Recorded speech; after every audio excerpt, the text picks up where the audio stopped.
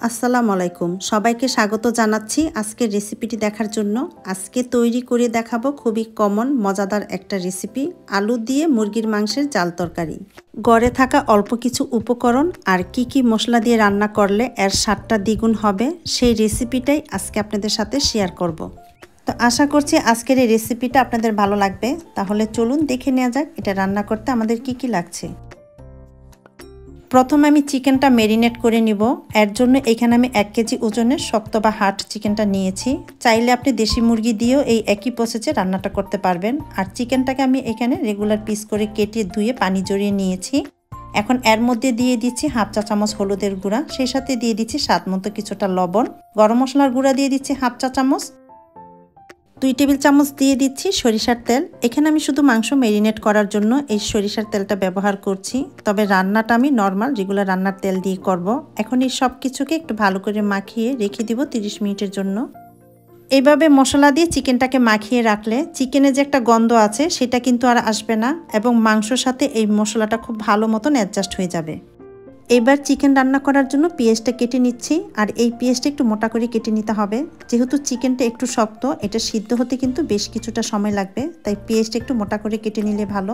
মাংসটা সিদ্ধ হতে হতে এই পেঁয়াজটা গলে যাবে, আর এই মাংসটা খেতেও কিন্তু অনেক মজার হবে। এখানে আমি 4টা মিডিয়াম সাইজের পেঁয়াজ কেটে নিয়েছি 1 কেজি চিকেনের জন্য। সেই সাথে মরিচগুলোকে আমি মাঝখান থেকে এভাবে কেটে নিচ্ছি।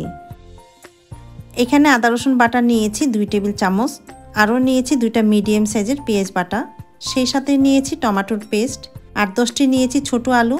আলুগুলোকে ছিলে ভালো করে ধুয়ে নিয়েছি, আর এই আলুগুলোকে আমি এরকম আস্তই রান্না করব। এখন আলু ভাজার জন্য চুলায় একটি হাঁড়ি বসিয়ে দিয়ে দিচ্ছি 4 টেবিল চামচ রেগুলার রান্নার তেল। তেলটা গরম হয়ে যাওয়ার পর দিয়ে দিচ্ছি 1/4 চা চামচ লবণ, অল্প করে হলুদ দিয়ে দিচ্ছি। তারপর ছিলে রাখা আলুগুলো দিয়ে নেড়ে চেড়ে এই তেলের সাথে হালকা একটু ভেজে নিতে হবে 1 থেকে 1.5 মিনিট। এর চেয়ে বেশি সময় কিন্তু আলুগুলো ভাজা যাবে না, তাহলে কিন্তু সিদ্ধ হয়ে যাবে। তা আলুগুলো ভাজা হয়ে গিয়েছে, এখন তেল থেকে তুলে নিচ্ছি। এবার এই আলু ভাজার তেলে দিয়ে দিচ্ছি 2টা তেজপাতা, 2 টুকরো দারচিনি, 2টা বড় এলাচ, আর এলাচ দুটোকে আমি এখানে একটু থেতলে দিয়েছি। ছোট এলাচ 3টি, আর 10টার মতো গোলমরিচ, 5টা লবঙ্গ, সেই সাথে দিয়ে দিচ্ছি কেটে রাখা কাঁচামরিচগুলো। তারপরে এই সব কিছুকে একটু ভালো করে একবার বেজে নিতে হবে। আর এই রেসিপির মশলাগুলো এইভাবে দাপে দাপে দিতে হবে আর বেজে নিতে হবে, তাই ভিডিওটি শুরু থেকে শেষ পর্যন্ত দেখার অনুরোধ রইল। এবার দিয়ে দিচ্ছি কেটে রাখা পেঁয়াজগুলো। এখন চুলার ফ্লেমটাকে মিডিয়ামে রেখে এই পেঁয়াজগুলো 5 থেকে 6 মিনিট বেজে নিতে হবে। দিয়ে দিচ্ছি 1 চা চামচ লবণ, এতে করে এই পেঁয়াজগুলো খুব দ্রুতই নরম হয়ে আসবে। আর এই পেঁয়াজগুলো কিন্তু একদম বেরেস্তার মতো লালচে করে ভাজা যাবে না। যখন এরকম কিছুটা হালকা লালচে হয়ে আসবে, এই পর্যায়ে অ্যাড করে দিতে হবে ম্যারিনেট করে রাখা চিকেন। তারপরে পেঁয়াজের সাথে এই চিকেনটাকে খুব ভালো করে কষিয়ে নিতে হবে। পেঁয়াজের সাথে চিকেনটাকে 1 থেকে 2 মিনিট কষিয়ে নেওয়ার পর এর মধ্যে দিয়ে দিতে হবে আদা রসুন বাটা। এবার আদা রসুনটাকে মাংসের সাথে নেড়ে চেড়ে মিশিয়ে আরও 3 থেকে 4 মিনিট এভাবে কষিয়ে নিব। আদা রসুনটাকে মাংসের সাথে 3 থেকে 4 মিনিট কষিয়ে নেওয়ার পর দিয়ে দিচ্ছি পেঁয়াজ বাটা। আর এখানে কিন্তু আমি এক্সট্রা করে কোনো পানি ইউজ করছি না। পেঁয়াজ বাটাটা দিয়ে নেওয়ার পর 10 থেকে 15 মিনিট রান্না করলেই দেখবেন যে মাংস থেকে বেশ কিছুটা এরকম পানি বেরিয়ে আসছে। এই পর্যায়ে এর মধ্যে অ্যাড করে দিতে হবে গুঁড়া মশলাগুলো। দিয়ে দিচ্ছি 1/2 চা চামচ হলুদের গুঁড়া, 1 চা চামচ দিয়ে দিচ্ছি জিরার গুঁড়া, ধনিয়ার গুঁড়া দিয়ে দিচ্ছি 1.5 চা চামচ, কাশ্মীরি মরিচের গুঁড়া দিয়ে দিচ্ছি 2 চা চামচ, রেগুলার রান্নার মরিচের গুঁড়া দিয়ে দিচ্ছি 1 চা চামচ।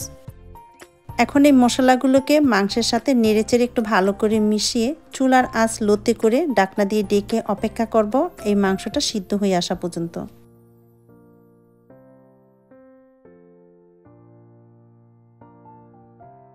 প্রায় 20-25 মিনিট পরে আমি ঢাকনাটা খুলে নিচ্ছি। মাংসটা প্রায় সিদ্ধ হয়ে এসছে, দেখতেই পাচ্ছেন মাংসটা কিন্তু হাড্ডি থেকে ছেড়ে এসছে। যখন এরকম হাড্ডি থেকে মাংসটা ছেড়ে আসবে তখন বুঝতে হবে যে এটা সিদ্ধ হয়ে গিয়েছে। আর এই সময়ের মধ্যে 2 থেকে 3 বার আমি ঢাকনা খুলে এই মাংসটাকে নেড়ে দিয়েছি যাতে নিচ থেকে পুড়ে না যায়। দিয়ে দিচ্ছি টমেটোর পেস্ট। এখানে আমি 3টা মিডিয়াম সাইজের টমেটো পেস্ট করে নিয়েছি। চুলার আঁচ মিডিয়ামে রেখে এখন টমেটোর সাথে মাংসটাকে নেড়ে চেড়ে ঢাকনা ছাড়া এইভাবে কষিয়ে নিব আরও 5-7 মিনিট। এতে করে গ্রেভিটা ঘন হবে আর এই মাংসটা খেতে অনেক বেশি টেস্টি হবে। টমেটোর সাথে মাংসটাকে 5-7 মিনিট কষিয়ে নেওয়ার পর এখন এর মধ্যে দিয়ে দিচ্ছি ভেজে রাখা আলুগুলো। আপনি চাইলে এখানে আলু ছাড়াও কিন্তু এই মাংসটা রান্না করতে পারবেন, তবে আলু দিয়ে মাংসটা রান্না করলে খেতে ভালো লাগে। দিয়ে দিচ্ছি কুসুম গরম পানি 3 কাপ। যেহেতু আমি মাংসটা ঝোল রান্না করব, সেই অনুযায়ী আমি এখানে পানিটা অ্যাড করে নিলাম। আর মাংস আলু দুইটাই কিন্তু কুক হয়ে গিয়েছে, এর চেয়ে বেশি পানি এখানে লাগবে না। আপনি কতটুকু ঝোল রাখতে চান সেটার উপরে ডিপেন্ড করে এখানে পানিটা দিতে হবে। চুলার ফ্লেম হাইতে রেখে আবারও ঢাকনা দিয়ে ঢেকে দিচ্ছি 8 থেকে 10 মিনিটের জন্য। এতে করে মাংস এবং আলু পুরোপুরি সিদ্ধ হয়ে যাবে। তা আমাদের রান্নাটা হয়ে গিয়েছে। এখন এর মধ্যে অ্যাড করে দিচ্ছি 1 চা চামচ ভাজা জিরার গুঁড়া। এটা অপশনাল, আপনি চাইলে স্কিপ করতে পারেন, তবে দিলে ফ্লেভারটা ভালো আসে, তরকারিটা খেতেও মজার হয়। মাংসর সাথে জিরার গুঁড়াটাকে খুব ভালো করে নেড়েচেড়ে মিশিয়ে চুলা বন্ধ করে ডেকে রেখে দেব 5 মিনিটের জন্য। 5 মিনিট পর আমি এটাকে পরিবেশন করে নেব। ভাত, রুটি, পোলাও, পরোটা, নান যে কোনো কিছুর সাথে খেতে দারুণ মজার এই জাল ঝোল মুরগির মাংসের তরকারিটা আপনারা একবার হলো এভাবে ট্রাই করবেন, ইনশাল্লাহ ভালো লাগবে। আশা করছি আমার আজকের এই রেসিপিটা আপনাদের ভালো লেগেছে। ভালো লাগলে চ্যানেলটি সাবস্ক্রাইব করে সাথেই থাকবেন। সবাইকে অনেক ধন্যবাদ জানিয়ে এখানেই বিদায় নিচ্ছি। আল্লাহ হাফেজ।